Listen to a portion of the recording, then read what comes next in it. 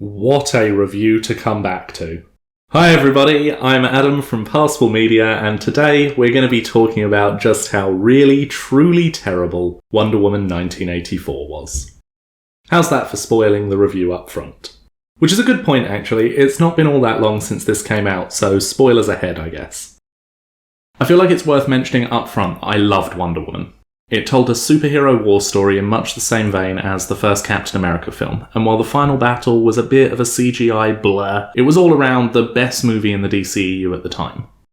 Wonder Woman 1984 is not that though, not at all. In fact, rather than struggling to point out the things I disliked, I find myself having a much harder time telling you what I liked about it. Maybe I'll remember something along the way. Let's go for the really big story stuff first and sort of work our way smaller. So the film is called Wonder Woman 1984, emphasis on the 1984 bit.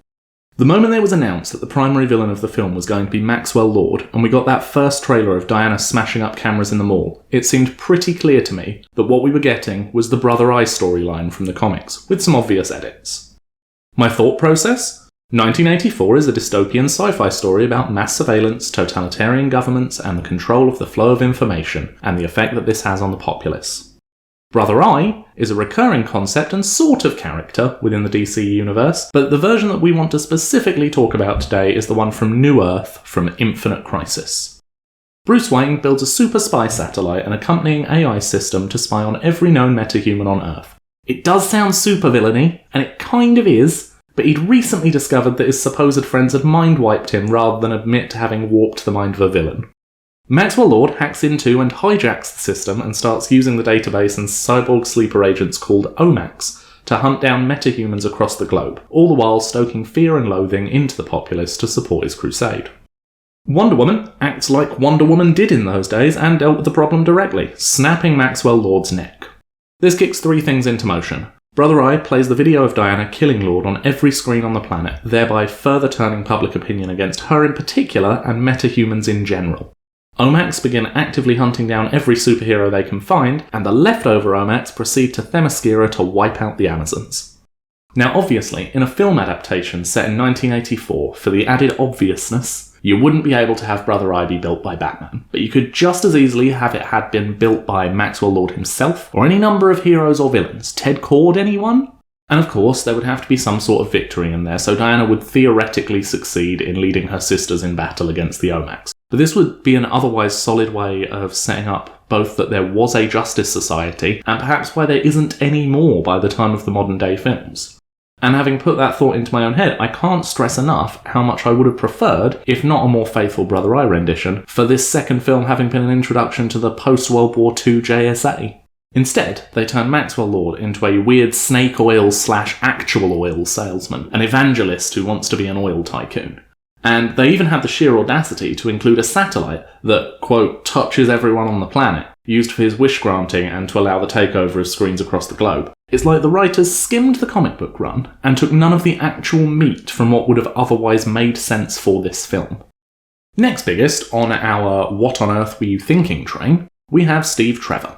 Yes, in the comics, Steve is super important to Diana's arcs, but to bring him back to life one film after his noble and heroic sacrifice, only to have him be sacrificed again as an allegory for being careful what you wish for? What the hell, Warner? She's been staying away from relationships in their entirety since his death 66 years ago, having known him for 5 days. That's an entire lifetime.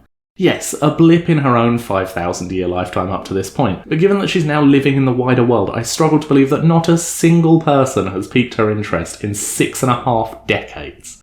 And to top it off, rather than actually resurrecting him, his spirits popped into the body of an unwilling and unsuspecting host, and Diana, an Amazonian with an in-depth knowledge of the kind of magical villains that exist in the DC universe, does not question the efficacy of the claim, because he says words to her that could have been gleaned in any which way. And after they sleep together, using this unnamed man's body without his knowledge or consent, they even make light of the fact that it's not Steve that she's slept with. They do have a somewhat interesting trip down the things that he's missed, which actually seems kind of fun until you turn on your brain. He expresses surprise at seeing both an escalator and a subway, both of which had existed in the US for 20 years prior to his death. Meanwhile, the thing that they could have spent the time talking about, the space exhibit that they visit, is played out almost immediately. This culminates in Steve's noble sacrifice in the previous film being co-opted by Diana, after they realise that she's losing her powers while he's alive and needs to renounce her wish. Even though that doesn't really make sense, since it would actually be Barbara's wish to be like Diana that's draining her powers, if this film made any logical sense whatsoever, which we will absolutely get to in a minute. While I was writing that paragraph, I remember one thing I actually genuinely did like about the film. I loved the cameo of Linda Carter as Asteria in the post-credits scene. It was a really wicked way to both call back to the previous Wonder Woman and to establish that Asteria did in fact survive and is still active in the world, since that was left super ambiguous in the film itself. On the flip side, unfortunately that reminded me about the bloody golden armour. It was such a pointless addition to the film outside of a callback to the same suit from the Kingdom Come run in the comics, which has nothing whatsoever to do with this film. Yes, it is a link to Asteria running through the film from the games held in her honour at the start, to the story behind the founding of Themyscira, to the post-credits scene. But the armour doesn't work defending against Cheetah, and as such would in no way have held up against waves of men in such a way that it somehow prevented her from following after winning. Either the armour would have failed to protect her and she'd be dead, or would have allowed her to tear through their ranks like a hot knife through butter and meet back up with her people. Of course, after bigging it up throughout the film, Diana finally wears it, only for it to immediately be torn to ribbons by Cheetah, despite Ares not having been able to destroy her regular armour in their battle, bearing in mind he was an actual god at the height of his power. A brief aside, what were the supposedly progressive writers thinking making Barbara, who is by all accounts an intelligent woman at the top of her field, a bumbling klutz? You can play someone off as uncharismatic or unnoticed without turning them into a laughingstock. The wishes of the Dreamstone were so integral to the film and yet so poorly implemented. What, I ask you, are the limits of the wishes? Because even if the stone was indeed created by the DC god of lies, roughly equivalent to Loki, how does it have the power to, for instance, siphon off Diana's powers? Create comparable powers from nothing for another being? Tentatively reverse death? Some wishes have the wish itself be the consequence, much like the monkey paw that it's compared to, like when the Irish customer wishes the shopkeeper dead, but clearly doesn't mean that he wants her to die. Other wishes have consequences completely unrelated to the wish itself, thereby making it not at all like the monkey paw. Like, arguably the most important wishes of the film, Steve Trevor coming back, draining Diana's powers, and Barbara's wish to be like Diana supposedly making her less caring.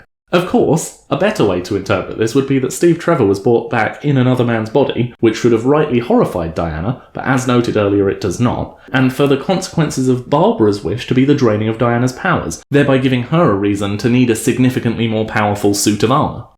And then, bearing in mind that the most important thing to consider when it comes to magic powers and their effect on a story are their limitations, there's an instance where Max Lord just gives Barbara a second wish, despite the limitation earlier in the film having been clearly stated to be a one wish per person deal, evidenced by him not being able to get another one out of one of his employees, and more than that, he gives her it consequence-free. For the record, I think a wish mechanic can work really well in a film that's working towards a be careful what you wish for scenario, but not when its rules are so clearly defined and then so blatantly ignored. And of course, are we pretending that there aren't super depressed people in the world, that the moment they were asked what they'd wish for, they wouldn't just demand that the world end? Or for the power to grant wishes themselves, just as Max had done? Or to become a literal god? Or for unlimited wishes? The moment Max connected with the entire planet, the world and the film would be over. And beyond that, even if we're saying that nobody was supremely miserable with their lot in life or dismissive of the rest of humanity in general enough to just outright genocide entire populations, and ignoring for a moment that not everybody speaks English as spoken by both Max and Diana in the finale, are we truly able to accept that not a single person on the planet refused to renounce their wish? Indeed, Barbara's seen back in human form at the end, but from everything we know about this new Barbara, we have no reason to believe that she would have following Diana's speech. I'm going to wrap up with 3 smaller but still somewhat significant things that removed enjoyment from the film for me. The first is the invisible jet.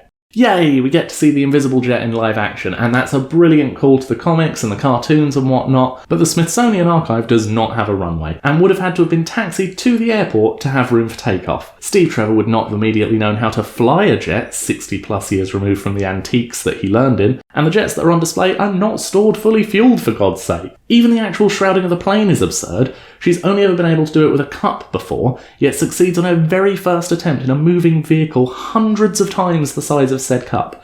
And never mind the fact that radar, the thing that was supposedly too complicated to explain to Steve, wouldn't be blocked by invisibility by its very definition. I truly hate this so much. Second, Diana's powers. It was established in Wonder Woman that she can fly, and yet in this film, she apparently learns to do it for the first time. Even if you argue that the first time was a fluke, Are we again suspending disbelief that while she spent over 60 years playing hero and has never attempted to fly again, not even once, despite having had the time to supposedly learn how to make things invisible, a power she did not previously display? And off of that, lassoing lightning? Diana's fast. Faster than a speeding bullet, one might say. But she is most definitely not fast enough to whip her lasso at a bolt of lightning after seeing said bolt and come off the other side before it dissipates. This is dumb. Really incredibly dumb. And finally, most egregiously of all, this entire film looks incredibly cartoony. Look, I understand that we're watching a live-action rendition of a comic book superhero, but we've had our physics-affected Iron Man, we've had our momentum-retaining Spider-Man, and we've had these things for years. Why does every use of her speed or super strength look so hokey and cartoony? It's not even like they're trying to backpedal on the darkness of the other DC films, because this film itself still focuses on some pretty dark consequences and all that. We're talking about people being used as props for her to web sling off, people being thrown with incredible neck-breaking force and landing with no injuries. We're talking a lasso being held back by an incredible tornado only to, crawl along the ground to wrap around Max Lord's leg and tighten around it without him even noticing? How on earth do the superpowers in a $200 million film look patently worse and somehow more hokey than those displayed on the CW's Flash? I could probably talk for at least the length of the film about how much I really see this as a massive step back for the DCEU after the successes of Wonder Woman, Aquaman, and, in my opinion, Birds of Prey over what had come before. But I won't. I guess I'll leave it there. That's enough for today.